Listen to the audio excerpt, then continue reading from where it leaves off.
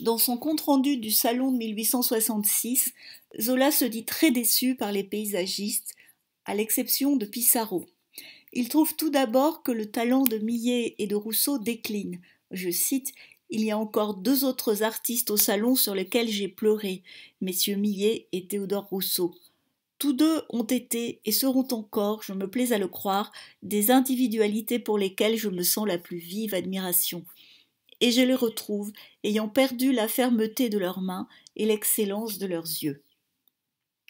Jean-François Millet a envoyé au salon de 1866 un paysage représentant le bout du hameau de Gruchy, à côté de Gréville, près de Cherbourg. Mais pour Zola, ce tableau est beaucoup moins bon que ceux qui ont rendu Millet célèbre. Le Semeur ou l'Angélus, sur lequel on voit un couple de paysans qui a interrompu sa récolte de pommes de terre pour faire sa prière du soir. Zola écrit: Je me souviens des premières peintures que j'ai vues de M. Millet. Les horizons s'étendaient, larges et libres. Il y avait sur la toile comme un souffle de la terre. Une, deux figures au plus, puis quelques grandes lignes de terrain, et voilà qu'on avait la campagne ouverte devant soi, dans sa poésie vraie, dans sa poésie qui n'est faite que de réalité. Mais je parle en poète, et les peintres, je le sais, n'aiment pas cela. Zola aime la composition dépouillée de l'Angélus, la place importante que le peintre a accordée à la terre qui s'étend à perte de vue, et le réalisme avec lequel le peintre a représenté les plants de pommes de terre. Zola apprécie également la force avec laquelle les deux figures se détachent sur l'espace. Je cite: S'il faut parler métier, j'ajouterai que la peinture de M. Millet était grasse et solide, que les différentes tâches avaient une grande vigueur et une grande justesse.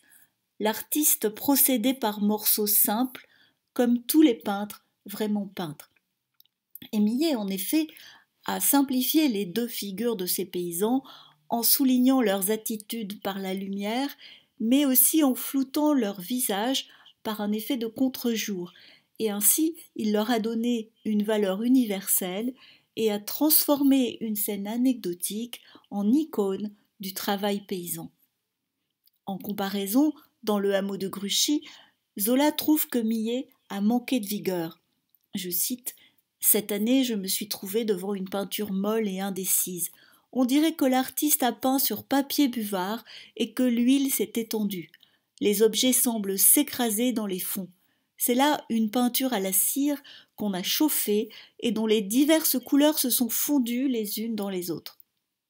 Zola n'aime pas la composition de ce tableau parce que l'action y est décentrée.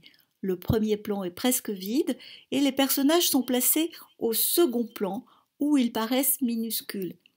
Aux yeux de Zola, cette composition manque de force.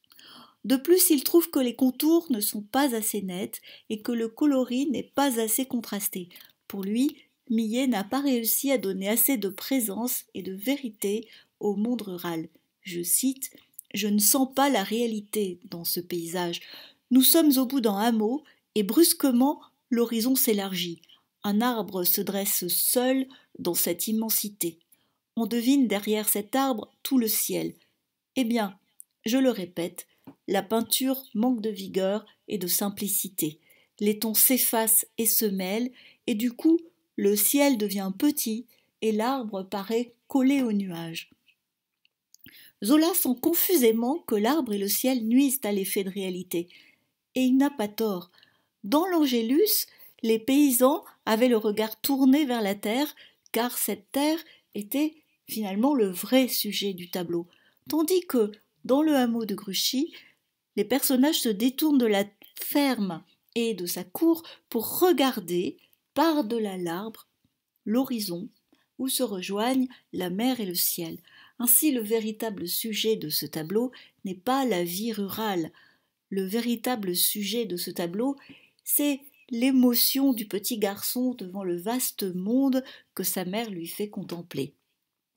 Et si Zola n'aime pas ce tableau, c'est parce qu'il possède une forte composante romantique. En fait, le hameau de Gruchy représente la maison natale de Millet. Millet est retourné la voir en 1854 et a peint cette étude. Le décor est réaliste, mais le tout petit garçon hissé par la paysanne est une vision du passé. C'est lui-même 40 ans plus tôt. En 1866, Millet retravaille son tableau et dans une lettre à son agent, il évoque son désir de rendre l'espace qu'il a tant fait rêver quand il était enfant. Cet espace, c'est celui de la mer et de l'horizon sans bornes qui symbolisait sa vie future. Mais en 1866, Millet a 52 ans et c'est aussi son hameau natal qui le fait rêver. Dans sa mémoire, ce hameau s'est chargé d'un voile de nostalgie et de poésie. Alors, Millet allège les volumes, il estompe les contours, il adoucit le contraste des couleurs, il tamise la lumière et il baigne sa composition dans une atmosphère chaude pour exprimer le plus fidèlement possible le paysage chargé d'émotion qui est celui de son souvenir. En somme, Zola n'apprécie pas le bout du hameau de Gruchy parce que Millet n'y a pas peint un tableau réaliste, il a peint un paysage intérieur, vu à travers le filtre de sa nostalgie.